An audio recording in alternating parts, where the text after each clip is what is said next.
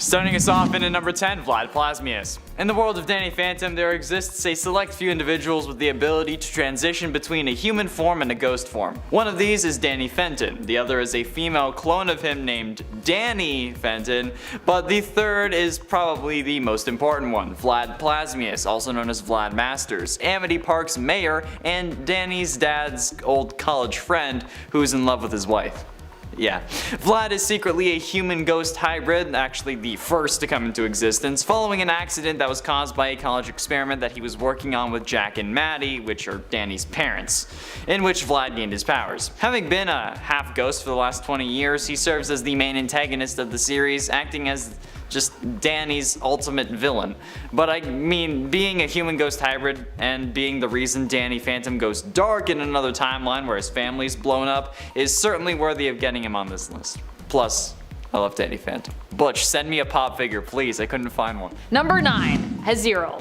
Haziral is the demon who possesses the leader of the Rat Queens, Hannah. Hannah is an elven necromancer in the series whose very existence as well as the type of magic she practiced made her controversial while growing up. As such, she ends up making a pact with the demon Haziral to get access to magic so that she can pass her classes at Mage U. This prompts her to grow horns and also makes her indebted and permanently bonded to the demon. Using such dark magic has consequences, of course, and when she taps into it, it can cause Hannah to go kind of into a pretty crazy frenzy, losing control over herself as her darker side and the demon within her takes over. In Rat Queens, Hannah was prompted to use this power again to save her friends and fellow Rat Queens after years of resisting the temptation of said demonic power. Unfortunately, this also meant she would have to confront Haziral after years of staving off the demon's power and influence. In a way, Haziral is also like a symbol for Hannah's own inner demons, though he is himself literally a demon with his own wants and desires. Both a symbol and an actual demon. Mainly, he loves Hannah and he wants to continue to be as close to her at any cost. Which is obviously not very good for her, but Hannah also has a lot of shit that she needs to work out, so yeah. Number 8. Haunt. Haunt is the combined consciousness of two brothers, Daniel and Kurt Kilgore. Daniel is a corrupt priest who abhorred his brother, while Kurt was a spy and assassin who ended up dying as a result of his profession. Kurt, as a spirit, found himself accidentally combined with Daniel in his body during an attack on Kurt's widow, Amanda. Now combined, the two became the ectoplasm fused and fueled nightmare known as the Haunt. With Kurt's secret agent knowledge and skills in their new Venom-esque and Spider-Man-like spiritual powers, the two brothers within one being are now super agile, super strong, and nigh invulnerable, making them the perfect match for Logan, even with his years of samurai training and experience. Number 7. Spawn. Spawn's demonic cape honestly itself would likely have a good chance of defeating Wolverine, especially in combination with his telepathically linked and early on somewhat self-sentient suit. But for fun, let's also talk about some of the other ways that Spawn could beat Wolverine. Other than his cape, suit, and chains, he also has super strength and speed. He's super agile, he's got necrotic energy blasts, is somewhat immortal, and can teleport. Teleportation alone is an insanely powerful ability when coming up against someone like Wolverine. I've always just felt like any teleporter, you could just teleport him away. Granted, Spawn can really only teleport himself, it seems, but who knows, maybe he can teleport other people too. We don't know. Number 6, Korra. You might wonder where Aang is on this list if we're talking about avatars. I thought of putting him on here, but ultimately thought his pacifism might be a downside when it comes to taking on Wolverine. Plus, Korra is my favorite avatar. Aang could definitely restrain Wolverine indefinitely and possibly persuade him to stop fighting, but Korra has the potential to completely destroy Wolverine depending on what they're fighting over. She's more ruthless and a little more reckless when it comes to her fighting style, and I think this would give her an edge when it comes to taking on Logan. But then again, any avatar could defeat Wolverine. At their most powerful, they can control all the elements on a master level and have the avatar state, which basically gives them godlike power. So while not invincible or invulnerable fully, they don't really need to be in order to take down Wolverine. Not everybody has to be invulnerable to take down Wolverine, by the way. Number 5, Invincible. Speaking of invincible things, someone who could match and surpass Wolverine in regards to his abilities would definitely be Mark Grayson, aka Invincible from Image Comics. He's the son of Omni-Man, another superpowered being from the universe, which is why he grows up to become a superhero himself, sort of following in his father's footsteps. The story has some great twists, so I'm not going to spoil it for you. Instead, let's focus on Invincible's abilities. He has super strength and enhanced healing factor, super speed, flight, and invulnerability, making him a perfect match for Logan, as they have a similar power set. Also, it's established early on that Invincible can bench press at least 400 tons, so although they have similar power sets, Invincible is considered way stronger than Wolverine, who at his strongest could probably only lift a single time, maybe 2 tons. Number 4, Divinity. Abram Adams is from the Valiant universe of heroes. He's a Russian astronaut who ended up getting cosmic powers that granted him the ability to warp reality and basically turned him into a god. When he, as Divinity, returned to Earth, he started to grant people's wishes for a brief time, and his fellow astronauts and comrades, Mishka and Casimir, even warped reality to create the Stalinverse. Reality warping powers are a quick and easy way to disperse of Wolverine, and while he does have some telepathic resistance, I don't think he'd be prepared for the likes of Divinity.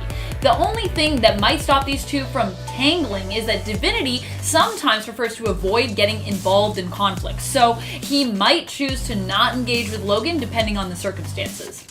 But still, if Logan was insistent, he'd probably just be like, "You gone." Number 3, Dream. While some might not consider Dream to be a superhero, in his own series, Sandman, he definitely is. He is the one that we root for, and while initially he's a bit more of an anti-hero, throughout the comics he becomes more and more of a good and kind entity with the intentions of doing what is right, and taking into consideration how his actions impact others in a way that he wouldn't have previous to his imprisonment. Within his realm, the Dream Realm, he is all-powerful, and being one of the Endless, he can never truly be defeated. If he were to take Wolverine into his Dream Realm, and perhaps even if they fought on Earth, Dream would likely still defeat him. Now, whether or not you consider Vertigo, which was an imprint of DC, indie or not, is kinda up to you, but I like to think of indie as being anything that is not explicitly Marvel or DC. And while Vertigo is owned by DC, or was owned by DC, and there is some overlap in regards to characters there, I still would like to think of Vertigo as a smaller and indie publisher. And besides, we have to give it a nice little nod as it no longer exists anymore. Sad. Number 2, Rick Sanchez. Rick Sanchez appears in the Rick and Morty comics made by Oni Press. That's right, there are comics too. Zach Gorman is often the writer behind the comic series involving Rick and Morty. So not only can we now watch their adventures in the television show created by Dan Harmon and Justin Roiland, but now you can read about them too. They also have a ton of board games that are based in the Rick and Morty universe as well, and a lot of them are actually pretty good if you like board games. All the Rick and Morty, 100 years Rick and Morty, forever and ever Rick and Morty. If you know Rick Sanchez and what he is capable of, you know he would be able to come up with some kind of device or poison to kill Wolverine instantly. I imagine the whole thing would go down similarly to the episode where he kills the president's security guard with an instant death touch. Now, while Rick is more of an anti-hero, he saved the world enough times that I think we can loan him an honorary superhero title for the purpose of this list. He's definitely done a lot of good things. Sure, he kills a lot of people, but you know what? Sometimes you gotta do that. Obviously, if I were a superhero, I'd be an anti-hero. Number 1, Saitama. So, this one kind of depends on where the fight goes down, but if Saitama fought against Wolverine in his own story, like if Wolverine just popped up in the world of One Punch Man, Saitama would definitely beat Logan. In his universe, the whole point of his character is that he's basically the strongest person alive, basically an unbeatable Superman in his own world. Not that anyone will give him credit for that.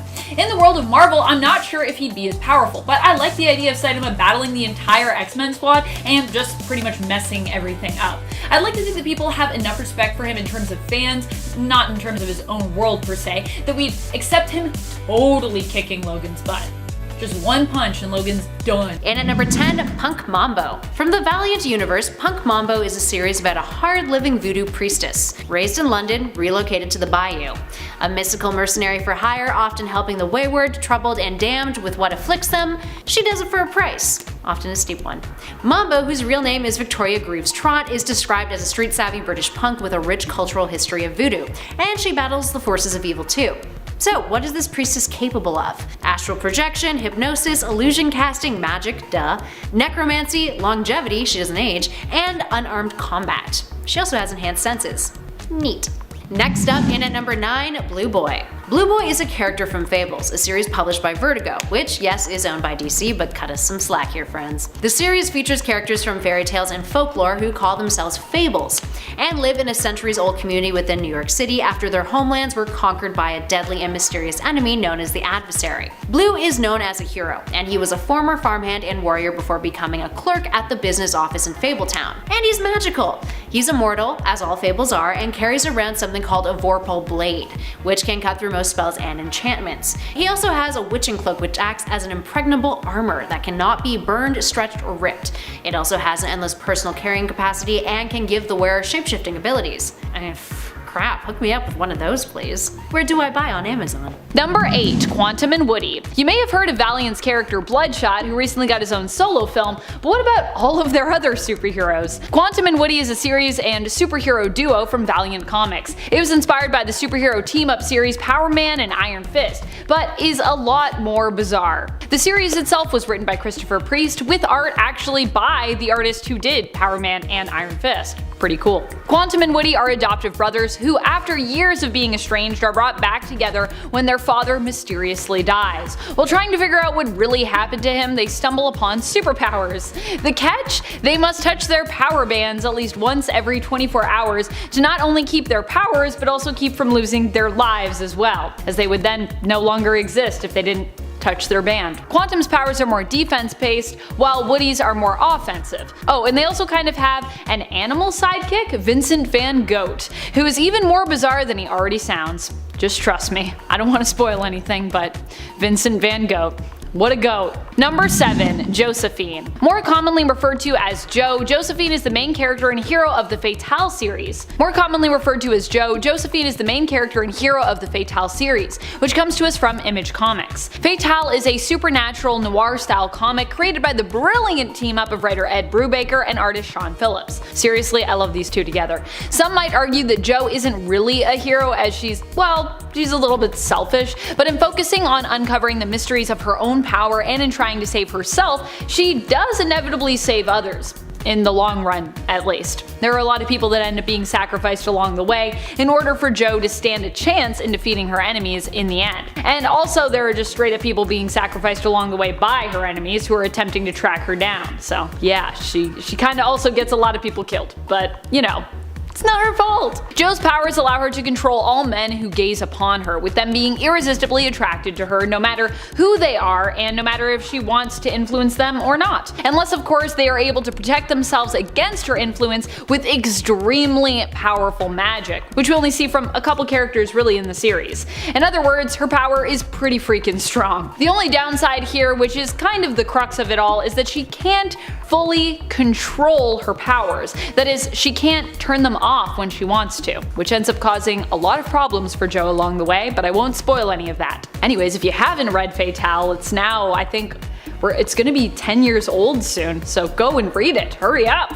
Came out I think in 2012. That's when it started. Number 6. King Mob. King Mob is the leader of the Invisibles. He was once a horror writer who wrote under the pen name Kit Morrison. As the series The Invisibles is created by Grant Morrison, Mob is believed to be sort of a fictional stand-in for Morrison himself. King Mob's legal name was Gideon Starozowski, and he struggles with his alter persona, especially troubled by how violent he, as King Mob, can be. King Mob is not only a leader who wields power in that sense, because he's a leader, but also has experience with firearms and weapons, is a skilled martial artist and fighter, is psychic, can time travel, and employs the use of chaos magic. So, lots of cool things that he can do. Also, if you haven't read The Invisibles, it is really trippy. Go read it. If you like The Matrix, you'll probably like The Invisibles. If you like The Matrix and if you like Doom Patrol, which of course is also Grant Morrison. Not The Matrix, Doom Patrol. Number 5. Laura Wilson / Persephone. Laura Wilson is the main character of the Wicked and the Divine series from Image Comics. The series was created by writer Kieran Gillen and artist Jamie McKelvey. In this story, gods come to life cyclically, being kind of reincarnated.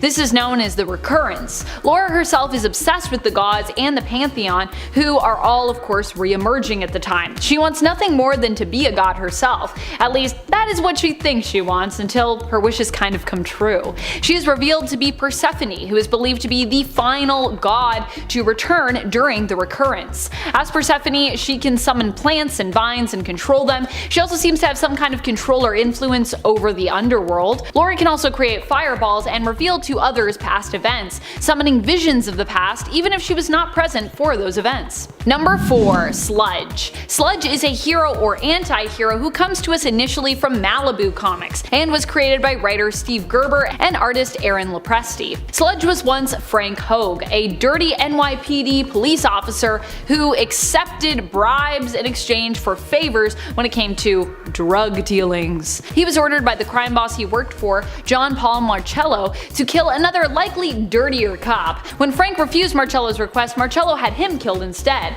After being shot, a grenade went off, knocking him into a bucket of chemical waste. Who put that chemical waste there? The waste would merge with him after he was dumped into the sewers, turning him into the superheroic monstrosity Sludge. Sludge possesses a healing factor and super strength. He could also kill or mutate his opponents with just a touch. Kinda turns them into sludge. It's pretty dark, really. Number 3. Radiant Yellow. We don't know that much about the newest Radiants, but we do know that they seem interested in protecting innocent people from whatever craziness is currently going on. Okay, hard to keep talking about all of this Radiant Black series without spoiling anything, but I'm gonna try my best. Radiant Yellow appears to be an older gentleman, and as far as I know, we don't really know his name yet. What we do know is that each Radiant seems to have their own power set. At least that's what we're being led to believe by the story and the imagery used. It hasn't exactly all been laid out yet, which is honestly kind of what makes this series so much fun. There's so much we don't know. The mystery of it all. Radiant Yellow, however, seems to have powers based in perhaps light manipulation.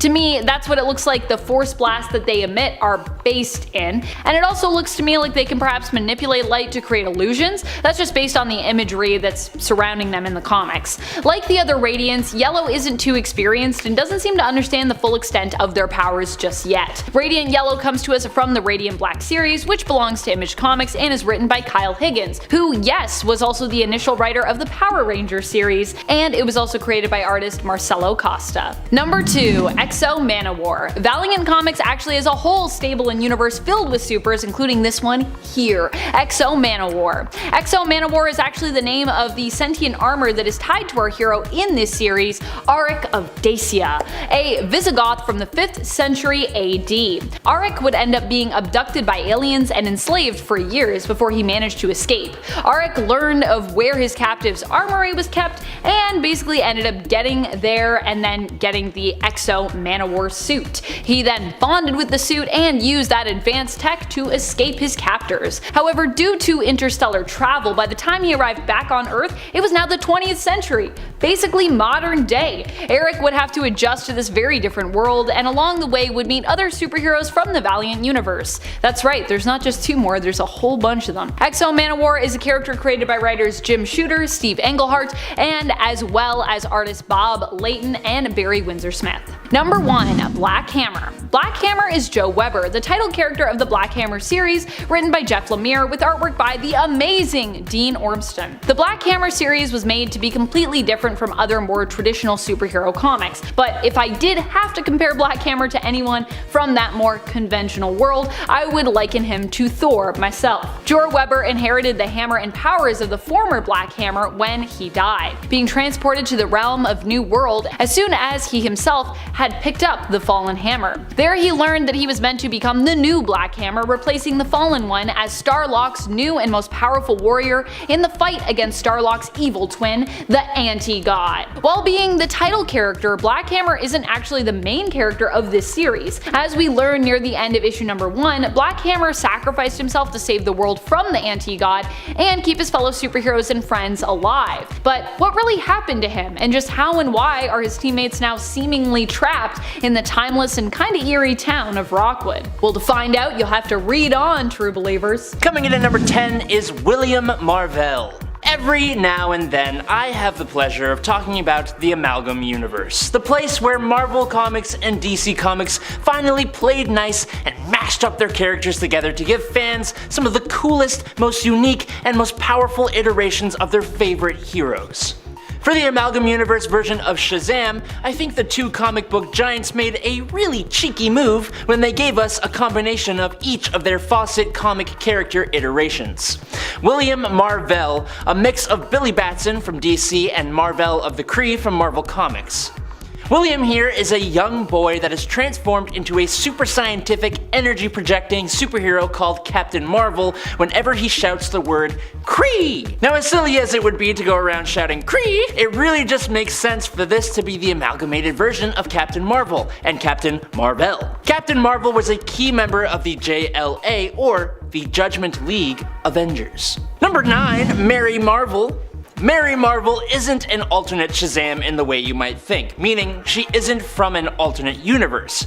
Instead, Mary Marvel is part of the Shazam family, arguably one of the favorites of that family. Mary Bromfield was one of several children adopted alongside Billy Batson. In other continuities, she is eventually revealed to be the twin sister to Billy, but just like DC said with their continuity, you can choose whichever one you prefer to believe in. Mary eventually is given powers by her brother Billy and becomes Mary Marvel, or Lady Shazam, fighting alongside Billy/Shazam. Eventually, Mary herself became the new champion of Shazam and gained all the power that Billy once held while he became the guardian of the Rock of Eternity. Mary is one of the longest lasting members of the Marvel family, and as such, she is one hell of a version of Shazam. Number 8, Red Sonja. One of my favorite lesser known heroes is Red Sonja. Red Sonja comes to us from the less sci-fi, more fantasy-based world of sword and sorcery. She is an extremely gifted fighter, marksman, and sword bearer. Red Sonja, the She-Devil, is said to have been given her name for, well, many different reasons. One such story as to how she got her name is that she left to seek out adventure and her fortune and became a mercenary, earning the name Red because of all the blood that she spilled. Red Sonja, while not a traditional hero, pretty much always stands up to those who are cruel and corrupt, often fighting for those who are oppressed, even against her better judgment. She has even fought death before in combat and won, allowing her to live on when she was on the brink of death. Red Sonja was once a character from the Marvel Comics wheelhouse, but currently calls Dynamite Comics her home.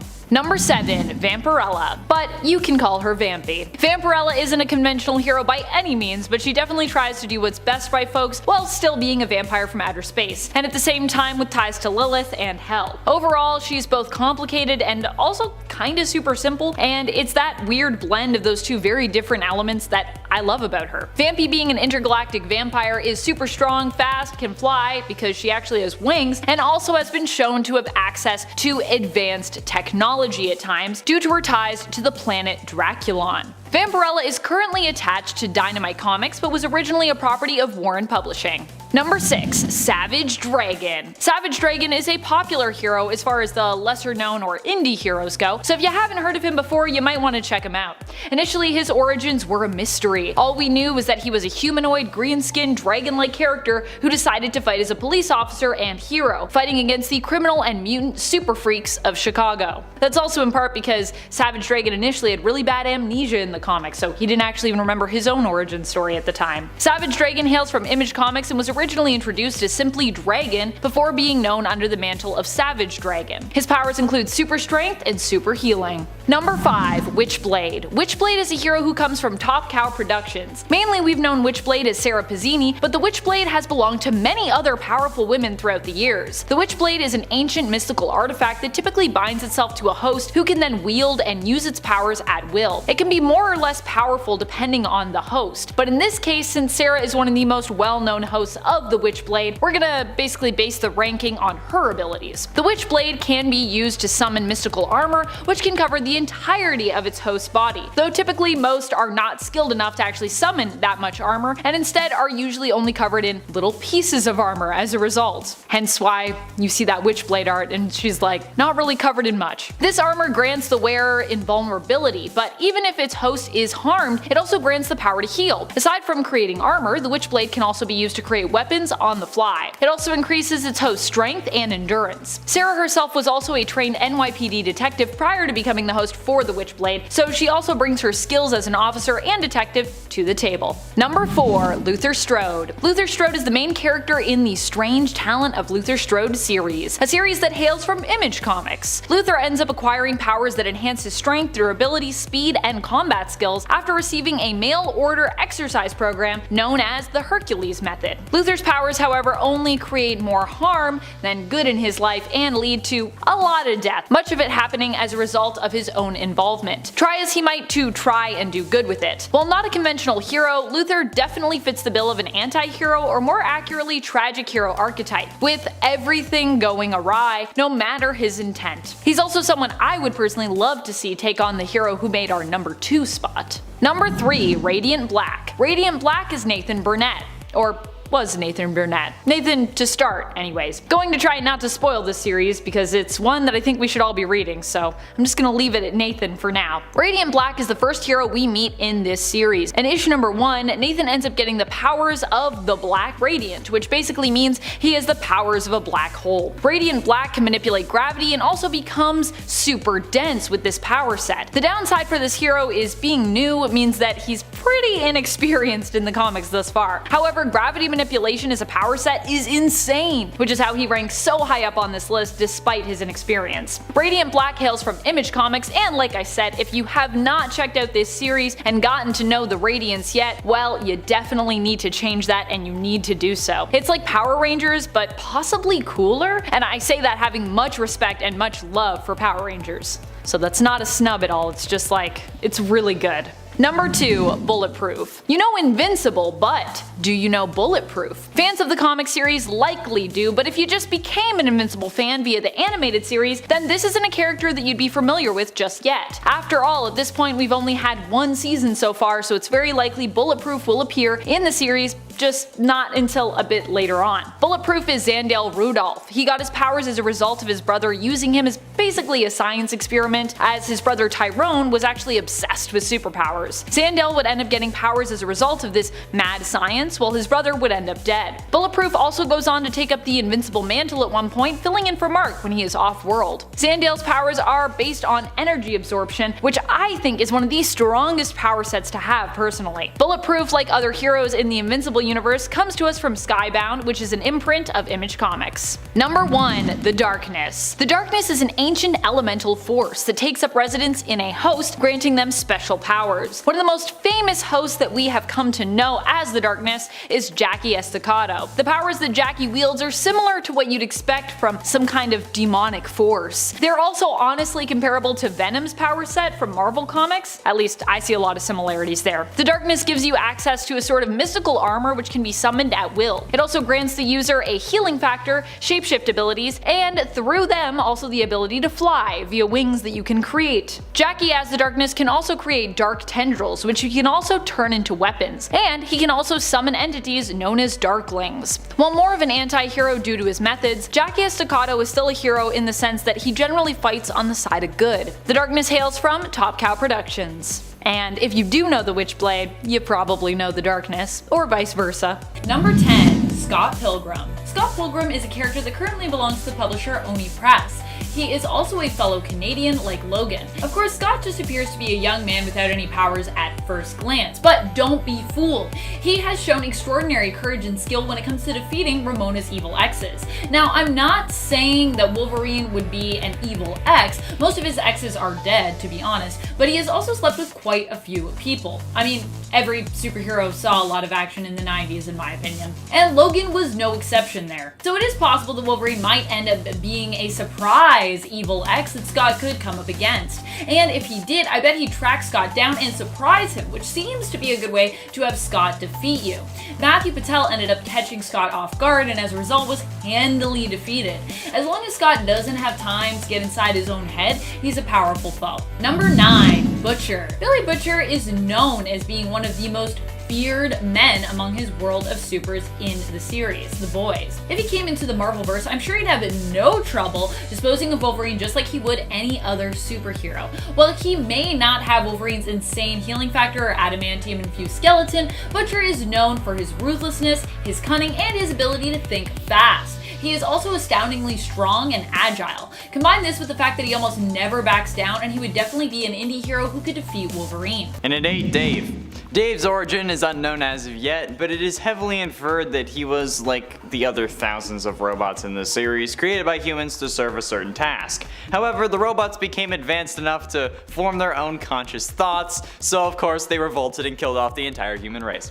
It was shown that Dave was one of the robots that served in combat and also helped fight off numerous alien races, and after the wars, robots seemed to act entirely like humans, adopting their culture and their way of life. Dave had a wife named Sally, who he actually later divorced because apparently even robot girlfriends are unbearable, and a son called Scotty. However, he is now a nobody working as an office drone, which only makes him more of a villain, despite being the protagonist of the story, because like, given that he wiped out the entire human race, I think it's safe to say that he's a villain. Number 7. Scorpina. Scorpina was known for being one of Rita Repulsa's most capable enforcers in the television show Mighty Morphin Power Rangers, and the same can be said for her comic book counterpart. In fact, I'd even say that Scorpina is a bit more ruthless in the comics, in my opinion. She ends up becoming a somewhat reluctant and sassy ally later on, but starts out as a strong and menacing villain to the Power Rangers.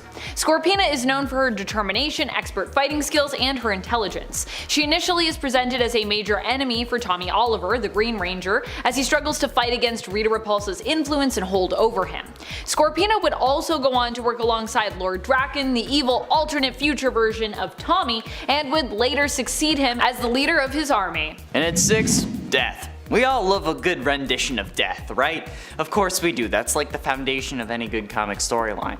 Well, in East of West, the whole story is about death, with this version of the Horseman being the protagonist of the series. And not only is he the Horseman of Death, but they're actually a horseman as well, considering how East of West is Wild West themed. However, this time around, Death, formerly of the 4 Horsemen of the Apocalypse, fell in love with someone named Xyloan, something like that. I probably butchered it, but oh well. And then had a son with her, which is a whole other can of worms. Presumably killed by Bel Solomon of the Chosen though. He survived with the help of Wolf and Crow. Since then, the White Horseman embarked on a quest for revenge over his wife and son. And in the most recent incarnation, Death possessed skin that was jet black instead of the pure white skin that he has now. He was also the only horseman who didn't get a gender change in the new reincarnation. Alright, I mean it's Death, so Death is genderless. But I mean, he may be good in the story though, but I think it's safe to say that Death before this series was a pretty, well, like, death-loving guy. Self-love. Number 5. Violator. Violator was always an indie villain that haunted my nightmares as a kid. Violator is the clown character with blue face paint from the Spawn film, who was played by John Leguizamo. I love John Leguizamo, but this role, wow. Also, John Leguizamo and everything is kind of wow, it's great. Not only did he crush it, but it also felt like he kind of crushed me and my soul under the terror of the Violator. The Violator in the comics is a Spawn villain who is one of the most powerful demons of hell. He often focuses on getting Spawn to use his necro powers, trying to get him sent back to hell to become Malebolgia's servant faster, but also serves to prepare Hellspawn for joining the army of Satan. Of course, that doesn't mean that he enjoys his job, and he often seeks to try and undermine his master. Violator is basically immortal as well. Despite dying many times, he's often reanimated shortly after in hell, only to return to torment Spawn some more. Yay. And at 4, Nemesis. At the start of this series, the supervillain Nemesis destroys a building in Tokyo, killing a SWAT team and a police inspector. In Washington, D.C., the FBI informs Metro Police Chief Inspector Blake Morrow that Nemesis is targeting him next. Haha. Wonderful. He's given a card reading Black Morrow, March 12th at midnight, flatline still counts. Morrow has his family put in protective custody, and then Nemesis hijacks Air Force One over the District of Columbia, taking the United States president hostage and crashing the plane. Nemesis makes an international broadcast, revealing the president as a hostage in front of him, and then finishing it off by saying, "It's time you hail your new chief." Nemesis reveals to his henchman that his real name is Matt Anderson, and his father had committed suicide after Morrow tried to imprison him for hunting runaway teenagers with his rich friends. Bored of well behavior and less excitement, Anderson traveled around the world to learn the ways of crime, hoping to fulfill his mother's dying wish to have Morrow killed. So I think you can understand that this guy is pretty messed up and a powerful villain. Number 3. Dracula. I think Dracula is a really important villain of Vampirella's to talk about since he also just surprisingly married her. In Priest's Vampirella series, he had these two longtime enemies tie the knot recently, shaking things up completely. I know when I heard about this going down, I was like, what? Actually, a lot of Priest's run has been shaking up the status quo and the world of Vampirella in interesting, exciting, and of course, bloody ways. Of course, the version of Dracula we see in this series isn't the conventional one that you're used to seeing when it comes to Vampirella's comics. This version of Dracula is a reincarnation that is attempting to cheat fate by marrying Vampy, thereby altering his destiny and hopefully saving his life.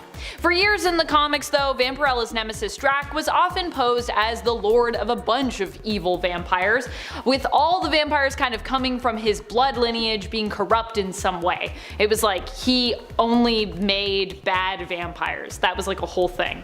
Dracula has also been shown in the past to be an exiled vampire from the planet Draculon, Vampirella's home world. Of course, Dynamite isn't the only publisher to feature Dracula. While we might be focusing on the Vampy version and his long history there, Dracula has also appeared throughout multiple different series spanning across various different publishers. And if you're like, man, but I already knew about Dracula, I don't know if you knew about his connection to Vampirella, but now you do! Yay! Penultimately, in at number 2, Overlord.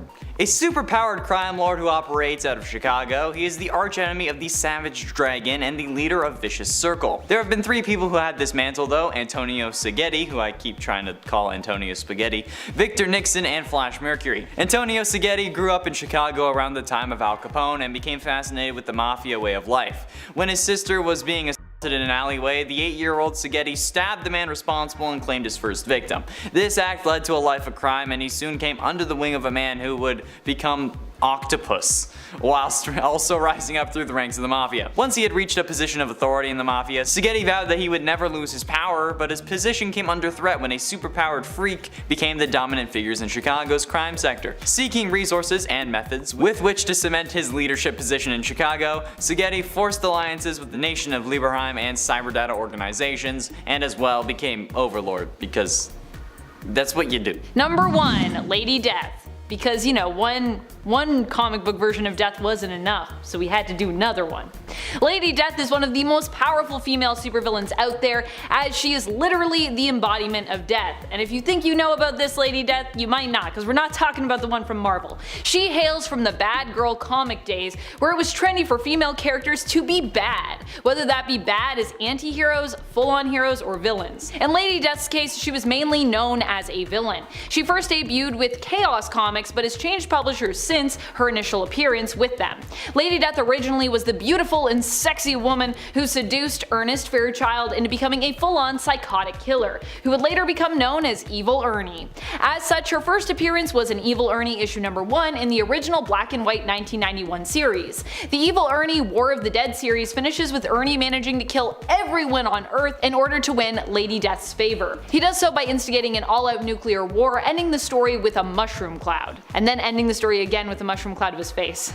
This Evil Ernie never dies. Number 10, Wind. Wind is the name of the main character from the self-titled series, also of course named Wind. It comes from Boom Studios and was written by James Tynion IV with art by Michael Dalianos. Wind is a teenage hero who has always hidden the truth of his elven and magical heritage as a weird blood. His heritage grants him great power he's been hiding from his whole life in an attempt to fit in, being made to believe that magic is dangerous and basically turns people into monsters, or in some other way corrupts them. When he becomes too old to hide his pointed ears and who he is any longer, he is forced to either try and change or embrace who he really is. And in order to protect his friends against those who would hunt both him and them down, Wind ultimately embraces his magical side, unleashing powerful abilities. Wind has wings, can fly, and can communicate with forest-like spirits or sprites. He also has, like many other teen heroes, the power of friendship, which usually means he ends up making friends with powerful allies.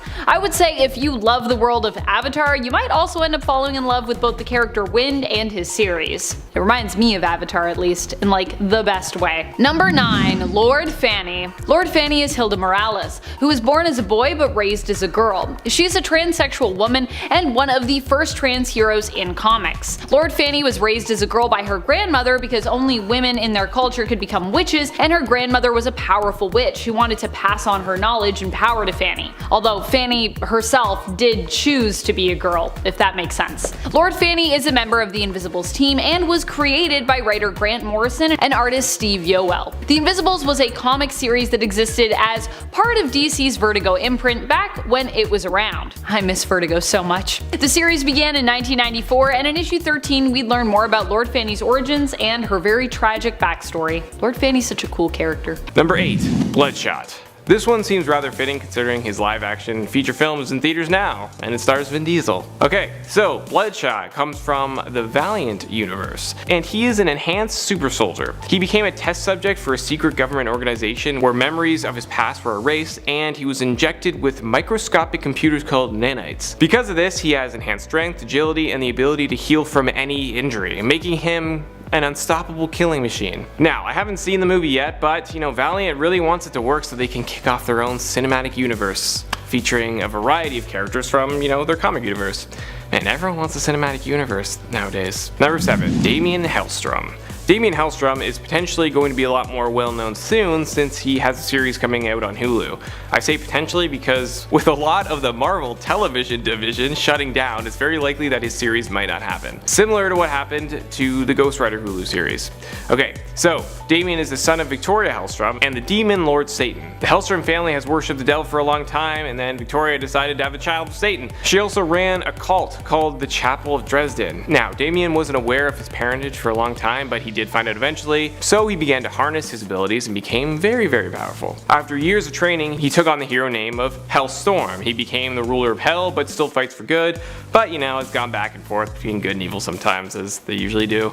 But he's mostly good. He has strength, spellcasting, durability, and can cast Hellfire from his trusty old trident. Number 6. Swamp Thing. I feel like Swamp Thing was about to become a fairly well-known superhero, but unfortunately that didn't really happen because the show got cancelled. And not because it was bad, it was a weird behind-the-scenes money issue, and it got amazing reviews. So it's really sad. But maybe one day he will truly have his time to shine. Swamp Thing, also known as Alec Holland, was a scientist who, along with his wife, Linda, also a scientist, were working on a formula that would help solve the world's food shortage problem. Unfortunately, thugs broke into his lab and set up a bomb to sabotage the formula. Alec was knocked out, but woke up right as the bomb went off. He then caught on fire and was covered in his own, bioformula, and he ran out into the swamp. But in doing so, it ended up not only affecting him, but the plant life in the swamp. He now has abilities that include being able to communicate and control all forms of plant life, enhance strength, immortality, and can change his size and create copies of himself that only he can control. Number 5. Witchblade. Sarah Pazzini was a police detective who came in contact with an ancient magical artifact called the Witchblade. Sarah, before Witchblade, she was just a normal human, but while harnessing the power of Witchblade, it opens up a wide array of abilities such as shape-shifting, weapons or armor, super strength, invulnerability, pyrokinesis, and healing. She is also a very skilled fighter thanks to her many years of training as a police officer. So that, along with her abilities, make her a very powerful and formidable foe. Number 4. Jackie Estacado. Jackie Estacado is an anti-hero who harnesses the power of the darkness. He is a hitman who ended up using this power to make a name for himself. He is by no means innocent, but he does go after primarily bad people. I did say he was an anti-hero, so. While harnessing the power of the darkness, Jackie can create anything he desires. What that means is that he can create solid objects like armor or weapons. He can also create demon-like creatures. He has enhanced strength and a certain level of invulnerability. The catch is, the darkness can only function when there is no light. So if it comes in contact with any source of light, it's powerless. Number 3. The Phantom Stranger. The Phantom Stranger comes from the DC universe and is a very, very mysterious being. So mysterious that his true origins have never been technically revealed. He has had multiple origins over the course of the years. It's crazy, right? Let's go over some of them. One of his origins is that he is a fallen angel who decided to stay neutral during Lucifer's rebellion against heaven. Another was that he was a citizen during biblical times. During that time, he committed suicide, but the angels didn't allow it, and instead stopped him from entering the afterlife and forced him to walk the earth for eternity, which is where he found his calling, to turn away humanity from evil. Another theory is that he is a remnant of a dead universe. And another is that he was a man named Isaac who had a wife and a daughter around the time when, Jesus would have been a child. And when the king sent out soldiers to kill all the young males in an attempt to kill Jesus, fortunately, Some of those casualties were his wife and son. He then blamed Jesus for this, so he tried to take revenge on him, and because of that, Jesus sent him to walk the earth until doomsday. So, whatever his origin is, the Phantom Stranger is very powerful. His powers include immortality, spellcasting, illusion casting, reality manipulation, and teleportation. Number 2. Spawn. Oh, Spawn. Oh, Spawn. He's such a cool character. Here's hoping that the new reboot that is in production really works out for him. Although, it's having some behind the scenes issues. Jamie Foxx was originally supposed to play him, but it sounds like that may have fallen through. So, we'll see what happens. Spawn's real name is Al Simmons. Al was a highly trained mercenary, and one day he was on a mission and he got murdered by his friend Bruce Stinson. Al is sent to Hell, and in order to see his wife Wanda again one last time, he makes a deal. He returns to Earth as a Hell Spawn. He's now forced to do the bidding of a demon from Hell. He takes on very dangerous people and creatures. He has strength, durability, and this amazing symbiotic suit which not only protects him but makes him look so friggin' cool. Number 1. Hellboy. Hellboy, who is becoming now more well known thanks to a few big screen appearances, was a demonic baby found in 1944 by US soldiers. He was summoned from hell to bring about the apocalypse, but fortunately the group that found him wasn't into that sort of thing. As Hellboy got older, he went on to work for the BPRD, the Bureau of Paranormal Research and Defense, an organization whose purpose is to study and protect the world from any type of supernatural threat. And Hellboy is a vital member of that team. Hellboy is of course very enhanced, which helps out a lot when the company is dealing with an array of scary and weird powerful beings. Trust me, you don't want to get on his bad side. He has enhanced strength, accelerated healing, ages very slowly, and has his right hand of doom. He also never leaves home without his trusty handgun, the Good Samaritan. Number 10. Ghost. Ghost, also known as Eliza Dearlane, is a character that comes from Dark Horse Comics. Her first appearance was all the way back in 1993. Eliza was a journalist who ended up being killed while she was investigating the city of Arcadia. When she returns from the dead, she is determined to investigate and go after those responsible for her death. Of course, now she has some cool new abilities to help her with that, which include Ghost Jump, which allows her to travel, long distances, flight, healing, and immortality. Number 9. Savage Dragon. Savage Dragon comes from Image Comics and has been around since 1982. He is a massive green-skinned alien superhero. Turns out, he was actually an emperor of this alien race. This race of aliens, they were trying to find a safe new planet to call home. Originally, he was thinking about wiping out all of humans and taking over Earth. But 2 of his officers didn't want that to happen, so they wiped his memories and replaced them with days worth of events that was happening, on Earth. They sent him down to Earth where he had no idea who he was or even what he was. He then became a hero, and his race of aliens went off to search for a new home without him. Savage Dragon is very strong, he's invulnerable, has accelerated healing, and is a master of hand-to-hand combat. Number 8. Persephone/Laura Wilson. Laura Wilson is revealed as the reincarnation of Persephone in the comic series The Wicked and the Divine. She also happens to be the main character of the comic series and the narrator. The Wicked and the Divine is created by Kieran Gillen and Jamie McKelvey. Laura herself is someone who idolizes and wants to be a part of the Gods group, who are all kind of like modern day rock stars in this incarnation. Through befriending Lucifer, aka Lucy, she gets closer to the group and later discovers that she is likely the goddess Persephone reincarnated herself. Her main power as Persephone allows her to summon vines and control them, which she can do like her fellow gods with a click of her fingers. And like the other gods, she also has performance abilities. Number 7. Deathblow. Deathblow was first introduced in the comic Darker Image in issue number 1. He was created by Jim Lee and Brandon Choi and comes to us from Wildstorm. While Wildstorm is now an imprint of DC, when it was originally founded by Jim Lee, who is now the sole publisher at DC Comics, it was an independent publishing company. While many people think of Midnighter as Wildstorm's top dog right now, Deathblow's introduction to the comics actually predates Midnighter, being introduced in 1993 himself. And while he is a Wildstorm character, he was actually introduced in an Image comic series. That's right, Darker Image was from Image Comics. Michael Cray was a member of the US Navy who later transferred to a special ops unit called Team 7. During his time with the team, they were exposed to the Gen Factor. Surviving, Cray didn't initially seem to manifest powers like the other team survivors, but years later his powers would surface. Deathblow is a member of Stormwatch and has a regenerative healing factor and telekinetic powers, along with his years of combat experience. Number 6. The Darkness. What happens when you combine Witchblade and gargoyles? At least the feel of gargoyles. Such a good feels. Well, you get the Darkness. The Darkness first appeared in Witchblade issue 10 and was created by David Wall, Mark Silvestri, and Garth Ennis. The Darkness is an evil cosmic entity that embodies the absence of light, in other words, the dark void of chaos. Witchblade is also descended from the Darkness, but so is the power granted to Jackie Estacado, who is known as the Darkness in the comics. The power granted to him was passed on to him from his father, which became entwined with humans when the Darkness, after Witchblade's creation, started to possess humans. It was then passed on from father to son, with powers such as the ability to control demonic creatures, summon shadow armor and weapons, and the power to heal injuries, manifesting in its current host on their 21st birthday, with that current host being Jackie. Number 5. Supreme. Supreme is a character inspired by DC's Superman. He was originally created by Rob Liefeld, but has seen some changes as he's developed over the years. The character was originally a part of Image Comics' roster of supers, but he has moved around with Liefeld after he left Image and founded other indie publishing houses. The great thing about Supreme was that despite being a Superman-esque figure, his series was always somewhat more self-aware, poking fun at some of the typical historical superhero tropes. When Alan Moore started writing for the character and comic of Supreme, starting on issue number 41 of the series, he actually earned himself an Eisner for his reworking of the character. And his issues also included a lot of cool nods to comic book history as well. Number 4. Witchblade.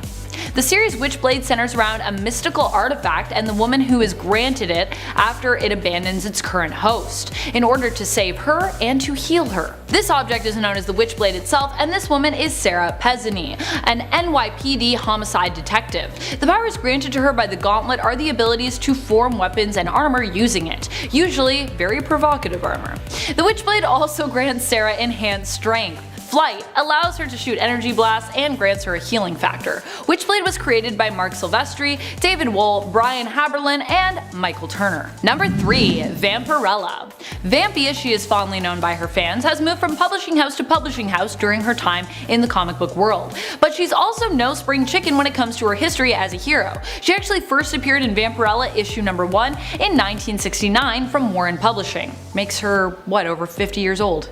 Makes her over 50 years old, oh my goodness. Although now the character property belongs to Dynamite, who has created multiple Vampirella volumes since having her join their roster of heroes in 2010. Vampirella has more than one origin story, but the mainstays seem to be that she is an alien from the planet Draculon, where the rivers once ran red, and vampire-like aliens like Vampy once thrived, or that she is the daughter of Lilith. Or sometimes kind of both. Number 2. Bloodshot. Finally being given his own feature film, which was just recently released in theaters with Vin Diesel starring as Bloodshot, who is in this iteration going by the name Ray Garrison, Bloodshot comes to us from Valiant Comics and is known as an anti-hero who is used by the corporation PRS, Project Rising Spirit, as a weapon. He either signed up or was forcibly used in an experimental process which put nanites in his blood, granting him a powerful regenerative healing factor as well as superhuman strength and speed. Unfortunately, his mind and his memories were also tampered with to help PRS effectively manipulate him and use him as a weapon. So it is still unknown if Ray Garrison truly is his name or another one of the many false identities implanted within his mind by PRS.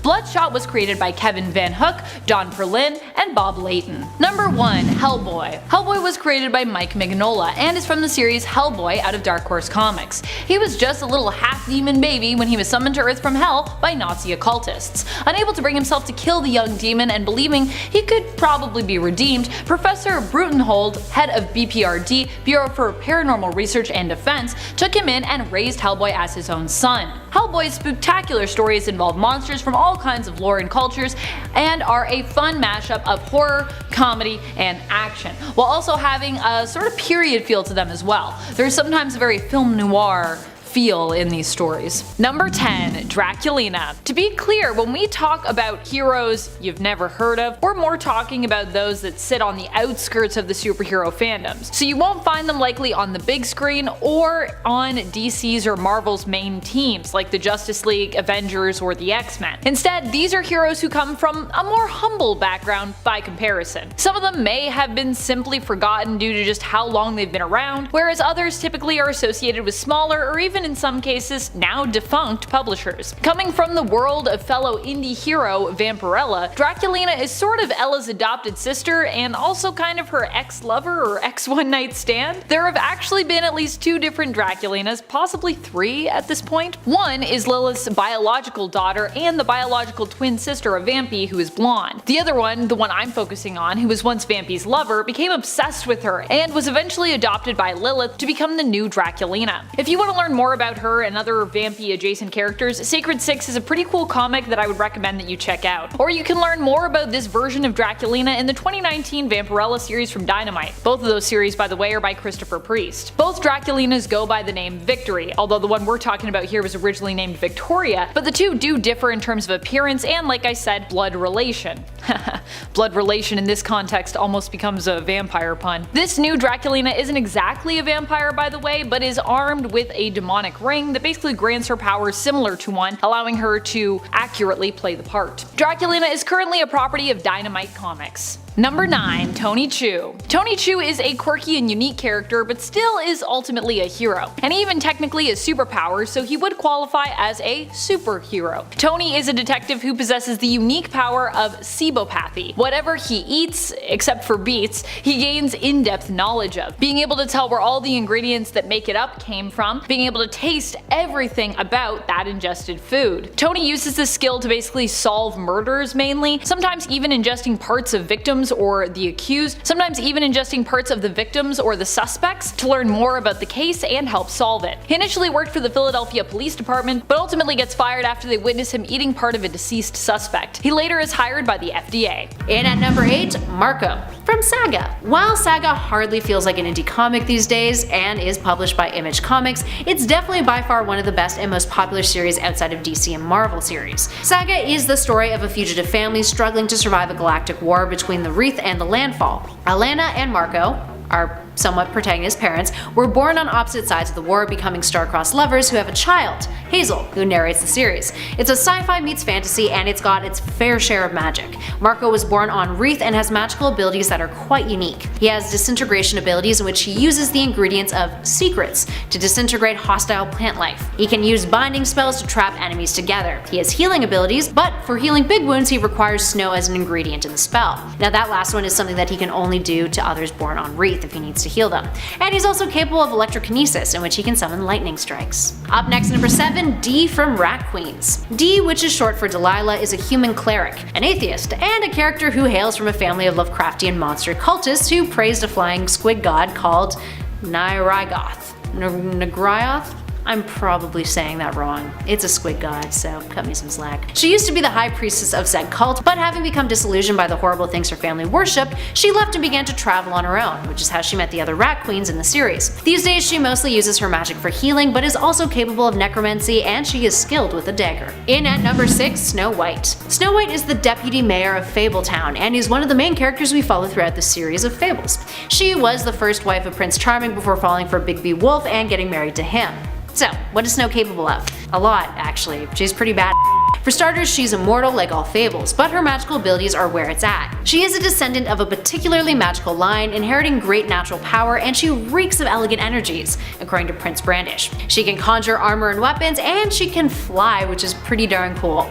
She also has superhuman durability, which allows her to be virtually invulnerable. She's been shot in the head and has survived from it. In addition to that, she also speaks German, can manage the hell out of a business, and is an expert at fencing and knows her way around hand-to-hand combat. Up next, number 5, Witchblade. Witchblade, the series published by Top Cow Productions, follows a character named Sarah Panezzi, an NYPD homicide detective who comes across a gauntlet artifact. That artifact is Witchblade, a supernatural sentient piece of armor that bonds with a female host, providing her a ton of magical superpowers in order to fight off evil. Now the woman who wields Witchblade gets this laundry list of cool abilities. She can shapeshift, has superhuman strength and endurance, a healing factor which extends to fatal wounds, invulnerability, pyrokinesis, tactile healing, the healing of illnesses and wounds of other creatures, summoning for weapons and whatnot, and an adaptive armor which covers its host entirely depending on the situation. The armor is incredibly strong and impervious to firearms, explosives, and even energy blasts. But take that gauntlet off and oof, no bueno. Moving on to number 4, Lucifer. The Wicked and the Divine is a really awesome series. It's a contemporary fantasy comic book published by Image Comics, highly influenced by pop music, and follows various mythological deities. So of course Lucifer the fallen angel is in it.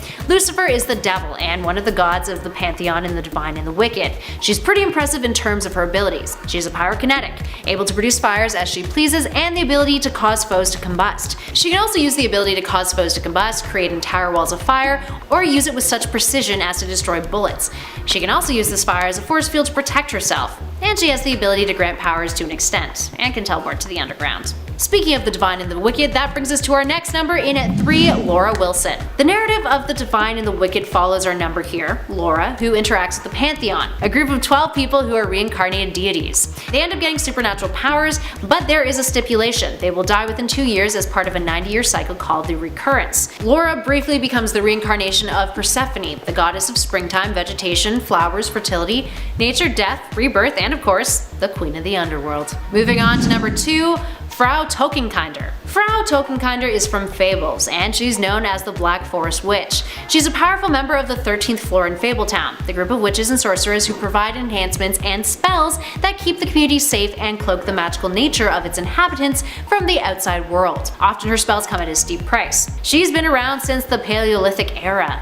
Her natural form is a beautiful young woman, but she normally appears as old. Also, she passed away. She's the former leader of the 13th floor. So when she was alive and kicking, what could she do, magically speaking? Well, for starters, she was immortal. She used to sacrifice 2 children a year so she wouldn't age. That is intense. She was capable of precognition, witchcraft that allowed her to self-resurrect, create her own spells, including the Death Curse, curse others, of course, magical energy blast, elemental manipulation, mind control, shapeshift, transmutation, portal creation, magical tool creation, and also had an extreme knowledge of all things occult. Yeah, not too shabby. And finally, in at number 1, Anake. Anake is the personification of inevitability, compulsion, and necessity in the Divine and the Wicked. Anake has immense powers and is considered one of the most powerful gods in the series. She is the one who acts as an advisor to the Pantheon, informs them that they are gods, and begins their incarnation. While she cares a great deal for the others, she always prioritizes the recurrence over the lives of the individuals. So, what can she do? She is capable of divine incarnation and bestowing powers, being the one who is in charge of each individual's ascension into godhood. She grants them the divine powers. She can manipulate and project energy. She likes to explode heads, and has a great deal of control over said power. She can atomize humans if she chose to do so. She can project force fields and siphon energy, and she's got an immense tolerance to pain. She's immortal, duh, and can split her consciousness into 2 entirely different bodies. Number 10, Oliver. Oliver is from his own self-titled series of the same name. This series comes to us from Image Comics. He was created by writer Gary Whitta and artist Derek Robertson. In a post-apocalyptic world, young Oliver fights to liberate an England that is left in ruins following a nuclear-fueled world war. While this is all happening, Oliver also seeks to learn more about himself and uncover the mysteries tied to his own origins. This very different take on the Charles Dickens classic is a great series as well for anyone to check out that loves apocalyptic hero stories and a good mystery. Plus, is gorgeous. Number 9, Red Sonja. Red Sonja is a character whose property has belonged to a few different publishers over the years, but most recently she has found her home within Dynamite Comics. Sonja is a character who has always been well known for being a badass barbarian with flowing red locks who often takes to the field of battle clad in her famous chainmail bikini. While different runs have aligned her fighting style with a particular weapon, she is generally presented as someone who is skilled with pretty much almost any weapon that she comes across, and as someone who is quick to use whatever is at her disposal to fight with. She's beaten many foes with axe, sword, bow, and dagger as well as with her bare hands. Sometimes she charges her enemies and other times she stalks them in the shadows, but one thing is for sure, she is not a foe you want to cross. Her latest volume with Dynamite started in 2019 and is still ongoing. The Red She-Devil was originally created by Roy Thomas and Barry Windsor Smith for Marvel Comics. Coming in at number 8 is Freddie Freeman. If we're gonna include Mary Marvel on this list, list, Lady Shazam, we have to include Freddie Freeman. Freddie is the best friend of Billy Batson and arguably the second most beloved member of the Marvel family. Freddie was one of the first people surrounding Billy to be also granted the powers of Shazam. He ended up becoming Captain Marvel Jr., but considering Freddie and Billy are like best friends, could you imagine your best friend being like, hey, so I got these awesome powers and I'm gonna give you access to them, but, and I know you're my best friend, but you have to call yourself me Jr. and be my sidekick. Sorry, loser. I'd be so mad, but at the same time, Freddie did eventually become the next Shazam in the awesome Trials of Shazam story. And I honestly dig the long-haired blonde Shazam. He looks awesome, and he honestly did a pretty good job holding the title. Number 7, just imagine. So, back in 2002, DC teamed up with Stan Lee of Marvel Comics fame, and together they released the Just Imagine series, which is basically DC saying, hey, just imagine if we let Stan Lee come and make a bunch of characters with the basic principles of DC characters, which is such a great idea. One of those characters ended up being Robert Rogers from Just Imagine Shazam #1, and yes, he is Stan Lee's Shazam. When I tell you he is absolutely nothing like the regular Shazam, I ain't kidding. Other than saying Shazam to activate his powers. For starters, he is not a kid. He is actually an agent with Interpol, and he is assigned to the tough agent Carla Noral. Together they go to India to hunt down criminal Gunga Khan. Another big difference is that instead of being powered by the wizard Shazam and 6 gods, he is actually powered by the wizard Merlin of King Arthur legend, with the goal to hunt down Morgana Le Fay, because of course it's Stan Lee. Oh, also, it's worth mentioning that instead of turning into a handsome black-haired hunk, when Rogers yells Shazam, he turns into a big pink demon that gets a magical power boost, demon wings, super strength and durability, and a lovely little bone necklace. Excelsior! Number 6, Captain Thunder. This is kind of confusing because there are so many versions of Shazam who use Captain Thunder as their name. Basically, Captain Thunder that I'm talking about was William Fawcett, a kid who was given powers similar to Captain Marvel. He received his powers when the shaman Maroki gifted William a belt with a thunderbolt symbol that, when rubbed in combo with the magical word thunder, turns him into Captain Thunder. Unfortunately, after fighting the Monster League of Evil, they gave him an evil persona instead of a heroic one. So, when Captain Thunder first appeared in Superman 276 in 1974, he was helping robbers instead of fighting them. It's only after Superman urges Thunder to use his wisdom to fix what happened and to make it back to his own Earth. There was a much cooler version of Captain Thunder in the Flashpoint timeline with a sweet battle tiger, who is who you'd probably think of when I say Captain Thunder, but I don't want to talk about him. So, meh. Number 5, Kingdom Come Shazam. In an alternate possible future, metahumans or superheroes are now hated. Because of this, Billy Batson hasn't become Shazam in years and is now full grown, looking a lot like his alter ego, minus the cool costume and cape and powers and stuff. He was eventually brainwashed by Lex Luthor into believing that metahumans and even the Captain Marvel inside of him are all monsters. In time, Bruce Wayne tries to convince Billy otherwise, which eventually forces him to turn into Shazam once more, breaking open the metahuman prison and starting a massive war that puts the world at risk. After a nuclear device was dropped threatening to kill thousands, Superman convinced Billy to help, and Shazam outraced Superman to the bomb, using his lightning to destroy it, sacrificing himself to save both humans and metahumans, ending the hatred against superheroes once and for all. Good job. Number 4, Earth 5 Shazam. Earth 5, or Earth S if you prefer, is a simpler, kinder world. A world that is more optimistic, a world where the heroes are seen as such with hardly any faults. Basically, this is the golden age of comics, specifically Fawcett Comics, where Captain Marvel is the main superhero, which gives the world the name Thunderworld. He and his family, Captain Marvel Jr. and Mary Marvel, keep the world safe from everything from the Monster Society to aliens.